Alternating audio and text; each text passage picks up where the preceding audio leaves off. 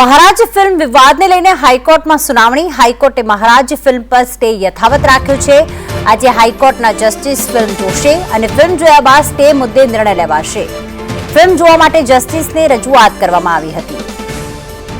દિવ્યા અમારી સાથે જોડાઈ ગયા છે। દિવ્યા, ફિલ્મ જોયા બાદ સ્ટે મુદ્દે નિર્ણય લેવામાં આવશે, ત્યારે શું વધુ વિગતો કોર્ટના આ નિર્ણયને લઈને? ગુજરાત હાઈકોર્ટમાં મહારાજ ફિલ્મ પર રોક લગાવવા માટે રજૂઆત છે જે વૈષ્ણવ સંપ્રદાયના લોકો દ્વારા કરવામાં આવી છે અને અરજી પણ કરવામાં આવી છે, જે અંતર્ગત બંને પક્ષોની સહમતિથી ગુજરાત હાઈકોર્ટના જસ્ટિસ આજે આ ફિલ્મ જોશે અને જોયા બાદ મહત્વનો નિર્ણય 2:30 વાગે સંભળાવે તેવી પણ સંભાવનાઓ જોવા છે તે મળી રહી છે।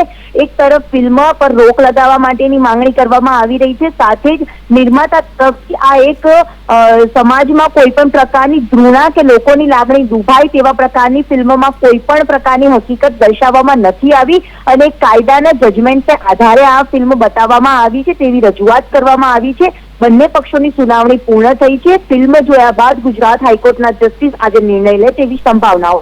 આભાર તમામ વિગતો માટે।